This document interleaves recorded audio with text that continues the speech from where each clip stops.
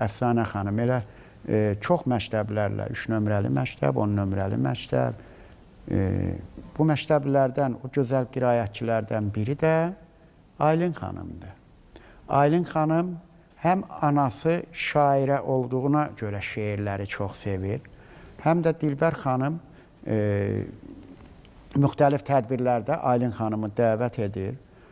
Oradakı nə qədər iştirakçı var, hamısı Aylin xanımın şeirlərinə heyran olur. Elə bugünkü verilişimizdə də istərdim ki, ötən dəfə deyir ki, mən ilk qədəmlərimi, Aylin xanım belə dedi ki, Minnətdaram Məclisi Şüara verilişində ilk şeirimi demişəm. Artıq o dövrdən sonra püxtələşib, biraz da inkişaf edir, biraz da yeni çalarlar var.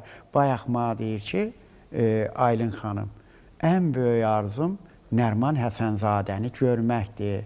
Ən böyük arzum Nərman Həsənzadənin evində qonaq olmaqdır. O ilə şəkil çəkdirməkdir. Gör, uşaqda nə qədər poeziya, nə qədər şeirə, nə qədər şairə maraq var ki, hər uşağın bir arzusu var. Elə arzularla böyüyür, arzu sonsuzdur. Amma ailənin arzusu hamımızın sevdiyi bir şairi görmək arzusudur. Həm də təəssüflənir ki, niyə indiyə qədər mən görməmişəm, şairimiz çox yaşlıdır. Mən də Aylin xanıma dedim ki, səni görüşdürəcəm Nərman Həsənzadə ilə. Bu da verilişimiz tərəfindən Aylinə bir hədiyyə olar, mükafat olar və Aylini dəvət edək.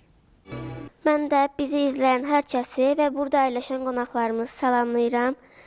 Bugün sizlərə çox sevdiyim şairlərdən biri olan Ələmdar Cabbarlının Qız Uşaqdı şeirini təqdim edəcəm. Sifəti tanışdı, üzü tanışdı. Bu qız zəmanənin öz uşağıdır.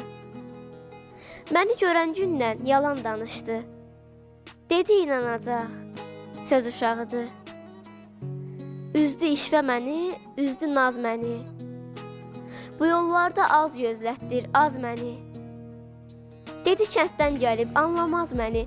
Dərə uşağıdır, düz uşağıdır. Düşündü, atmağa nə var ki bunu? Özgəyə satmağa nə var ki bunu? Dedi allatmağa nə var ki bunu? Əyri zəmanənin düz uşağıdır. Bitib yollarında qala bilərdim. Yara öz günümə sala bilərdim. Mən ondan intiqam ala bilərdim. Dəymədim xətrinə, qız uşağıdır. Aylin xanım,